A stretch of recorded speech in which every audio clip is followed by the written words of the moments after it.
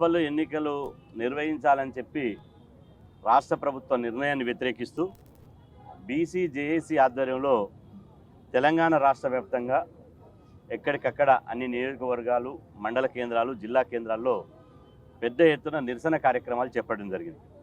అందులో భాగంగానే ఈరోజు హైదరాబాద్లోని రాజ్యాంగ నిర్మాత డాక్టర్ బాబాసాహెబ్ అంబేద్కర్ గారి విగ్రహం వద్ద బీసీ జేఏసీ ఆధ్వర్యంలో ఇక్కడ పెద్ద ఎత్తున ధర్నా చేస్తూ నిరసన వ్యక్తం చేయడం జరుగుతుంది. ఇలా మున్సిపల్ ఎన్నికలు పెట్టడానికి ప్రభుత్వానికి తొందర ఏమొచ్చింది? 42% రిజర్వేషన్లు హామీని విస్మరించి 42% రిజర్వేషన్లు అమలు చేసిన తర్వాతనే ఎన్నికలు నిర్వహిస్తామని రాష్ట్ర ముఖ్యమంత్రి రేవంత్ రెడ్డి గారు ప్రకటించి ఇప్పుడు దొంగచాటుగా దొడ్డిదారిన ఇలా హడావిడిగా సంక్రాంతి పండుగ సెలవులను ఉపయోగించుకొని మున్సిపల్ ఎన్నికలు పెట్టాల్సినటువంటి అవసరం ఏమొచ్చింది? ఈరోజు రాష్ట్ర ప్రభుత్వం, కాంగ్రెస్ ప్రభుత్వం కామారెడ్డి డిక్లరేషన్ చేసి బీసీల ఓట్లు వేయించుకొని బీసీలను మోసం చేసి అధికారంలోకి వచ్చిన తర్వాత ఇవాళ బీసీలను రాజకీయంగా అణచివేయాలనే కుట్రలో భాగంగానే ఇవాళ ఒక ఎన్నికల వెనుక ఇంకో ఎన్నికలు పెడుతున్నది. గ్రామ పంచాయతీ ఎన్నికలు పెట్టినప్పుడు ఇదే రాష్ట్ర ప్రభుత్వం మేము గ్రామీణ ప్రాంతాల్లో పాలన అస్తవ్యస్తమైంది, కేంద్రం నుంచి రావాల్సినటువంటి నిధులు ఆగిపోతున్నాయి, ఒకవైపు కోర్టులు మా మెడ మీద కట్టిపెట్టినాయి కాబట్టి కేవలం గ్రామ పంచాయతీ ఎన్నికలు మాత్రమే మేము నిర్వహిస్తామని చెప్పడం జరిగింది. మిగతా మున్సిపల్ ఎన్నికలే కావచ్చు, ఎంపీడీసీ, జెడ్పీడీసీ ఎన్నికలే కావచ్చు, ఈ 42% అమలు చేసిన తర్వాతనే ఎన్నికలు పెడతామన్నారు. మేము అంటున్నాం, మీది నోరా తాటిమట్ట? మీకు సిగ్గుశరం లేదా అని అడుగుతున్నా. ప్రభుత్వానికి సిగ్గుశరం లేదా? బీసీలను ఎన్ని రోజులు మోసం చేస్తారు? ఇలా మీ రాహుల్ గాంధీ గారు ఇలా 42% రిజర్వేషన్లు కావాలంటాడు, కులగన్న జరగాలంటాడు, పార్లమెంట్లో మాట్లాడు. ఇవాళ మేము ధర్నా చేస్తే ధర్నాలు వచ్చి కూర్చుంటారు, మా ధర్నాలు వచ్చి కూర్చుంటారు, మాకు సంఘీభావం తెలుపుతారు, బంద్ చేస్తే బంధుకు మద్దతు తెలుపుతారు. ఇవాళ తీర చూస్తే ఎన్నికలప్పుడు ఇవాళ గతంలో బీఆర్ఎస్ ప్రభుత్వంలో జరిగినటువంటి ఎన్నికల్లో 42% దేవుడెరుగు. గత ఎన్నికల ప్రభుత్వంలో జరిగినటువంటి రిజర్వేషన్లు అవుతుందో అంతకంటే తక్కువ ఇస్తున్నారు. ఇంతకంటే సిగ్గుమాలిన చర్య ఇంకేమన్నా ఉందా? గ్రామ పంచాయతీ ఎన్నికల్లో బీఆర్ఎస్ ప్రభుత్వంలో 22% గ్రామ పంచాయతీ ఎన్నికలు బీసీలకు రిజర్వేషన్ అమలైతే కాంగ్రెస్ వచ్చినాక కులగణన చేసినాక 17% రిజర్వేషన్ అమలైంది. అదేవిధంగా 2020లో గత మున్సిపల్ ఎన్నికలు 2020 సంవత్సరంలో జరిగినాయి. ఆ 2020లో మున్సిపల్ ఎన్నికల్లో బీసీలకు 32% రిజర్వేషన్ అమలైంది, 32%. కానీ ఇప్పుడు 2026లో జరిగినటువంటి రిజర్వేషన్లలో ఎన్నికలలో, మున్సిపల్ ఎన్నికల్లో బీసీలకు 31% మున్సిపల్ చైర్మన్లలో, 30% కార్పొరేషన్ ఎన్నికల్లో, 28% కౌన్సిలర్లు కార్పొరేటర్ ఎన్నికల్లో ఇవాళ జరుగుతున్నాయి. అంటే గతం కంటే కులగణన చేసి మేము అది చేస్తాం, ఇది బిక్తాం, అది బిక్తాం అని చెప్పి ఇవాళ కులగణన చేసిన తర్వాత గత ప్రభుత్వం కంటే ఈ రిజర్వేషన్ తక్కువ ఎట్లా వస్తాయి? ఇది కాంగ్రెస్ ప్రభుత్వం సమాధానం చెప్పి తీరాలే. లేకపోతే మిమ్ములు బీసీ సమాజం మిమ్మల్ని బీసీ సమాజ ద్రోహులుగా ప్రకటిస్తారని చెప్పి సందర్భంగా హెచ్చరిస్తున్నాం. ఇవాళ మేడారంలో క్యాబినెట్ మీటింగ్ పెట్టారు. క్యాబినెట్ మీటింగ్ పెట్టి వాళ్ళ హెచ్చులేంది? వాళ్ళ క్యాబినెట్ మీటింగ్ పెట్టి మేము ఎవ్వరు కూడా చరిత్రలో ఇంతవరకు క్యాబినెట్ మినిస్టర్లు ఒక వనదేవతల దగ్గర మేడారంలో క్యాబినెట్ మీటింగ్ పెట్టారు. క్యాబినెట్ మీటింగ్ పెట్టి మేడారంలో పెట్టడం వల్ల బహుజనులకు ఏమన్నా ప్రయోజనం ఉందా?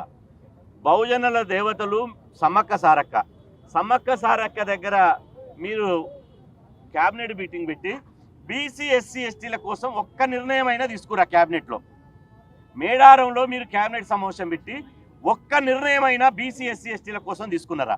తీసుకోలే. ఏం నిర్ణయం తీసుకుర్రు? బీసీ, ఎస్సీ, ఎస్టీ మైనార్టీలకు వ్యతిరేకంగా బీసీలను తడిగుడ్డతో గొంతు కోసేటువంటి నిర్ణయం తీసుకున్నారు. ఇవాళ బీసీలను రాజకీయంగా అణిచివేయడం కోసం నిర్ణయం తీసుకున్నారు. ఇవాళ మేము అడుగుతున్నాం, మీకు కాంగ్రెస్ ప్రభుత్వానికి సిగ్గుశరం ఉంటే, బీసీల మీద చిత్తశుద్ధి ఉంటే తక్షణమే మున్సిపల్ ఎన్నికలు నిలిపివేయండి. 42% మీరు ఇచ్చినటువంటి రిజర్వేషన్ అమలు చేసిన తర్వాతనే ఎన్నికలు పెట్టండి. లేకపోతే బీసీ మంత్రులు రాజీనామా చేయండి. బీసీ మంత్రులు రాజీనామా చేసి బీసీ సమాజానికి ఇలా సమాధానం చెప్పాలి. ఇలా బీసీలకు మీరు ముఖ్యమంత్రులు కావాలి, రేవంత్ రెడ్డి గారు ముఖ్యమంత్రి కావాలి.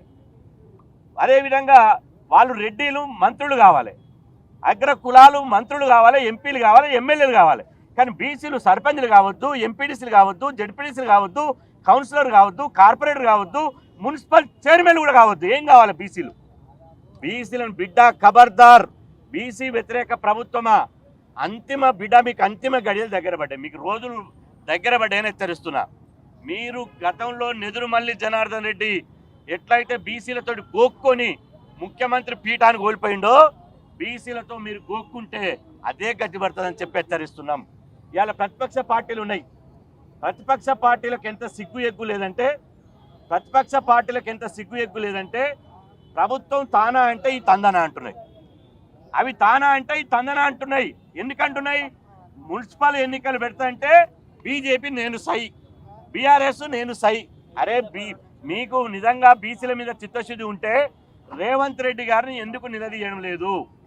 మీరు 42% బీసీలకు రిజర్వేషన్ అమలు చేయకుండా మున్సిపల్ ఎన్నికలు ఎట్లా పెడతారని ఎందుకు కేటీఆర్ గారు నిలదీయడం లేదు? ఎందుకు కేసీఆర్ నిలదీయడం లేదు? ఎందుకు బీజేపీ అధ్యక్షుడు రామచంద్రరావు గారు, కేంద్ర మంత్రి కిషన్ రెడ్డి గారు ఎందుకు నిలదీయడం లేదు? అంటే వీళ్ళందరూ ఒకే తాను ముక్కలు. కాంగ్రెస్, బీజేపీ, బీఆర్ఎస్ ఈ మూడు బీసీలను రాజకీయంగా బొందబెట్టడానికి మాత్రమే మున్సిపల్ ఎన్నికలు వస్తున్నాయి. నిజంగా కాంగ్రెస్ పార్టీకి బీసీల మీద చిత్తశుద్ధి ఉంటే నిన్న కనీసం మేడారంలో జరిగినటువంటి క్యాబినెట్లో చట్టపరంగా 42% మేము ఇవ్వలేకపోతున్నాం. మమ్మల్ని క్షమించండి, మేము చేయాలనే ప్రయత్నం చేసినాం, కానీ మాతో సాధ్యమైతలేదు, మాది తప్పయింది. కానీ పార్టీ పరంగా 42% ఇస్తాను ఎందుకు ప్రకటించలేదో సమాధానం చెప్పి తీరాలే. తీరకపోతే ప్రజాక్షేత్రంలో మిమ్మల్ని రాజకీయంగా బొందబెట్టి 2028లో మిమ్మల్ని నామరూపాలు కూడా చేస్తాం బిడ్డ అని చెప్పి ఈ సందర్భంగా హెచ్చరిస్తున్నాం. దీన్ని బట్టి చూస్తే అట్నే తెలుస్తుంది కదా. ఇవాళ బీసీలు అంటే చిన్న చూపు కాదు, బీసీలు అంటే వివక్ష. బీసీలంటే ఇవాళ బీసీలను అణచివేయాలి. ఎక్కడ బీసీ వాదం 42% రిజర్వేషన్ అమలైతే బీసీ వాదం బలపడుతుందో, ఎక్కడ బీసీలంతా రాజ్యాధికారంలోకి వస్తారో, ఎక్కడ నా ముఖ్యమంత్రి పీఠం గుంజుకుంటారో భయం దొరబడ్డది. అందుకోసమే ఇవాళ గల్లీలో జరుగుతున్నటువంటి ఎన్నికల్లో బీసీలను అణచివేయడంలో భాగంగానే మున్సిపల్ ఎన్నికలు పెడుతున్నాడు. మున్సిపల్ ఎన్నికలు పెట్టడానికి కనీసం మీకు నేను ఇంతకుముందే చెప్పిన సిగ్గుశరం లేదా అని. పాలకపక్షం అట్టినైంది, ప్రధాన ప్రతిపక్షాలు అట్టినాయి. మీ దుమ్ము దులిపి బిడ్డ బీసీ సమాజం అన్నీ గమనిస్తుంది. పిల్లి పాలు తాగేటప్పుడు ఎవరు చూస్తలేరు అనుకుంటుందట, మీరు కూడా అట్నే అనుకుంటున్నారు. బీసీ సమాజం అన్నీ గమనిస్తుంది. ఇవాళ అన్నీ మేము గమనిస్తున్నాం. మిమ్మల్ని సమయం వచ్చినప్పుడు, సందర్భం వచ్చినప్పుడు వెంటాడి ఓటు అనే ఆయుధంతో మిమ్మల్ని రాజకీయంగా బొందబెట్టకపోతే ఇవాళ మేము బీసీ సమాజమే కాదని చెప్పి సందర్భంగా మీకు తెలియజేస్తున్నాం. ఇప్పుడు రాహుల్ గాంధీ గారు ఎందుకు నోరు మూసుకున్నాడు? రాహుల్ గాంధీ గారికి తెలంగాణలో జరిగేది తెలుస్తలేదా? రాహుల్ గాంధీ గారికి ఇవాళ ఎక్కడ దాచుకున్నాడు? నేను కులగణన చేయాలి, ఎవరి వాట వాళ్ళకి రావాలన్నటువంటి రాహుల్ గాంధీ హైదరాబాద్లో మెస్సీ అనే ఒక క్రీడాకారుడు వచ్చి ఆట ఆడితే రాహుల్ గాంధీ గారు వచ్చి చూసిపోయాడు. మరి ఇక్కడ బీసీలకు ఇంత అన్యాయం జరుగుతుంటే రాహుల్ గాంధీ గారు ఎందుకు రాడు? ఎడ దాచుకున్నాడు? ఏ పొక్కలమన్నాడు?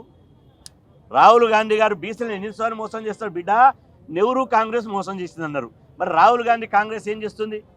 ఈ రేవంత్ రెడ్డి ఇంత అన్యాయంగా పచ్చిగా బీసీలకు మోసం చేస్తే ఇవాళ ధృతరాష్ట్రం లెక్క కళ్ళకు గంతలు కట్టుకున్నాడా?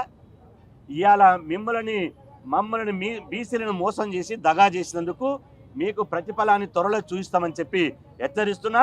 ఈ ఉద్యమాన్ని ఆపేది లేదు. ఎట్టి పరిస్థితుల్లో తెలంగాణ మొత్తం అగ్నిజ్వాలై, తెలంగాణ అంతా మిమ్మల్ని అగ్గి రాజేసి ప్రజాస్వామ్యబద్ధంగా, చట్టబద్ధంగా బీసీ సమాజం ముందు మిమ్మల్ని దోషిగా నిలబెడతామని చెప్పి హెచ్చరిస్తున్నా.